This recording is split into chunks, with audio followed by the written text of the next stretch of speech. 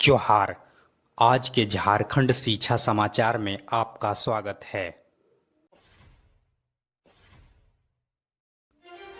आज के पहली खबर के साथ झारखंड शैक्षणिक अनुसंधान एवं प्रशिक्षण परिषद ने कक्षा 1 से लेकर 8वीं के लिए भी संशोधित पाठ्यक्रम यानी सिलेबस को जारी कर दिया है। कोरोना से बचाव को लेकर स्कूलों के बंद रहने के कारण प्रत्येक कक्षाओं के सिलेबस में 40% की कटौती करते हुए संशोधित पाठ्यक्रम को जारी किया गया है। साथ ही बताते चलें कि इससे पहले 9वीं से लेकर 12वीं कक्षा के लिए संशोधित पाठ्यक्रम को जारी किया गया था। पाठ्यक्रम में यह कटौती सिर्फ इस वर्ष के लिए ही की गई है। संशोधित पाठ्यक्रम में सभी विषयों में वैसे भाग को हटाए गए हैं जिनसे बच्चे अपने परिवार के बीच भी सामान्य रूप से सीख सकते हैं। इधर झारखंड बिजली वितरण निगम लिमिटेड यानी JUVNL की ओर से जेनेसिस नामक एजेंसी के माध्यम से विभिन्न पदों पर फर्जी बहाली निकाली गई है, जिसे व्हाट्सएप पर वायरल किया गया है। हालांकि JUVNL ने इसका खंडन किया है।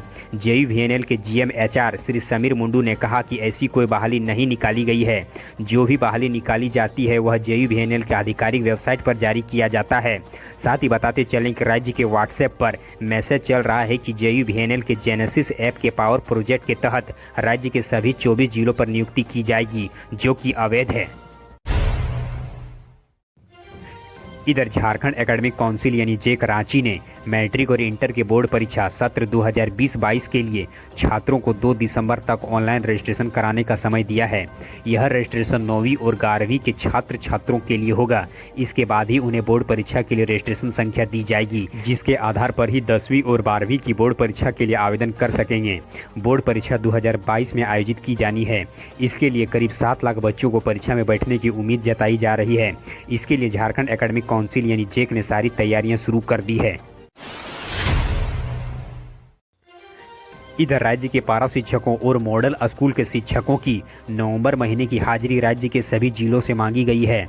झारखंड शिक्षा परियोजना परिषद के राज्य परियोजना निदेशक श्री शैलेश कुमार चौरसिया ने राज्य के सभी जिला शिक्षा पदाधिकारी को 10 दिसंबर तक नवंबर की हाजिरी उपलब्ध कराने का निर्देश दिया है, ताकि राज्य के पारा शिक्षकों और मॉडल स्कूल के शिक्षकों को मानदेय का भुगतान सुनिश्चित किया जा सके। राज्य के सभी पारा शिक्षकों और मॉडल स्कूल के शिक्षकों का सही आंकड़ा PFMS पोर्टल पर 10 दिसंबर तक अपलोड करनी है।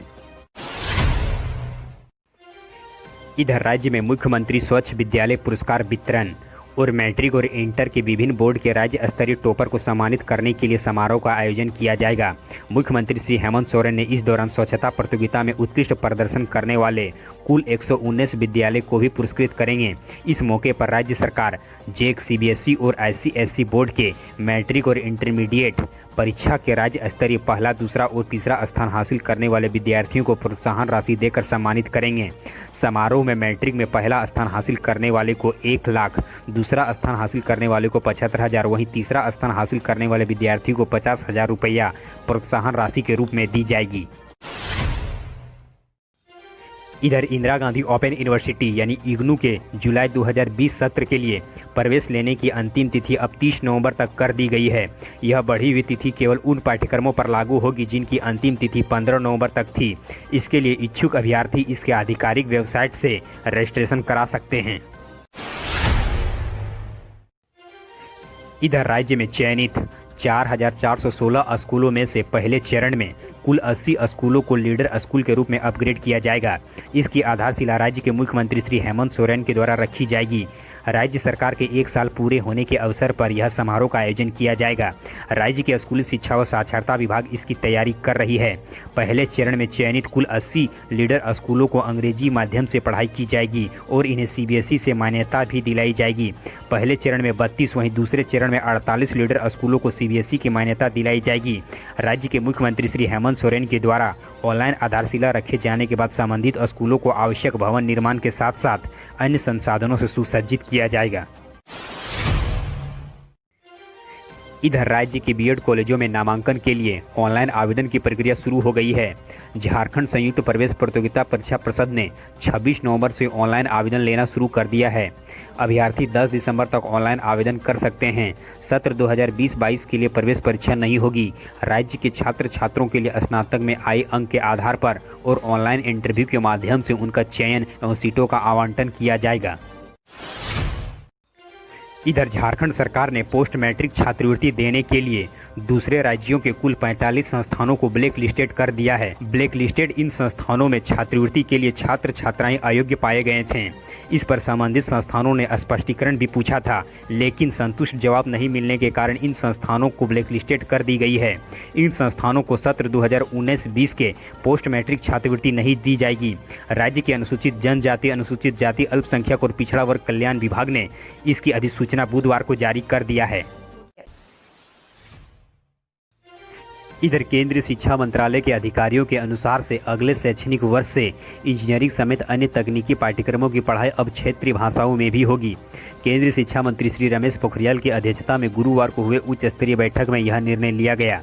मंत्रालय के एक वरिष्ठ अधिकारी ने कहा कि अगले शैक्षणिक वर्ष से मातृभाषा यानी हिंदी में भी तकनीकी शिक्षा, विशेषकर इंजीनियरिंग की पढ़ाई शुरू करने पर निर्णय लिया गया है। इधर नेशनल टेस्टिंग एजेंसी यानी एनटीए की ओर से इंजीनियरिंग में एडमिशन के लिए होने वाली जेईई मेंस परीक्षा 2021 के लिए रजिस्ट्रेशन प्रोसेस इस महीने से शुरू हो सकती है। इसके लिए अभ्यर्थी दिसंबर के पहले हफ्ते तक जेईई मेंस 2021 के लिए रजिस्ट्रेशन कर पाएंगे, जबकि रजिस्ट्रेशन के बाद एग्जामिनेशन भी दिसंबर 2020 के अंत तक जमा कर सकेंगे। इस परीक्षा के लिए रजिस्ट्रेशन प्रोसेस जल्द ही इसके आधिकारिक वेबसाइट पर जारी कर दिया जाएगा। इधर राज्य के सभी मेडिकल कॉलेज 1 दिसंबर या उससे पहले खोले जाएंगे। नेशनल मेडिकल काउंसिल यानी एनएमसी की अनुशंसा के बाद भारत सरकार के स्वास्थ्य मंत्रालय के सचिव श्री राजेश भूषण ने बुधवार को राज्य के मुख्य सचिव को इस बाबत पर दिशा निर्देश जारी कर दिया है। केंद्र स्वास्थ्य सचिव ने राज्य के मुख्य सचिव को भेजे गए पत्र में कहा है कि एनएमसी के सभी संबंधित पहलुओं को ध्यान में रखते हुए 1 दिसंबर या उससे पहले राज्य के सभी मेडिकल कॉलेजों को खोला जाए। धन्यवाद। यदि आप स्टूडेंट्स हैं तो फिलहाल आप किस परीक्षा की तैयारी कर रहे हैं, और यदि आप शिक्षक या अभिभावक हैं तो आप हमें कमेंट कर बताएं कि आप सरकार से क्या उम्मीद करते हैं, जिसके आधार पर हम आपके लिए अगला अपडेट्स ला सकें। हमारे हौसला को अफजाई के लिए इस वीडियो को लाइक करें और अपने मित्रों के साथ अधिक से अधिक शेयर करें।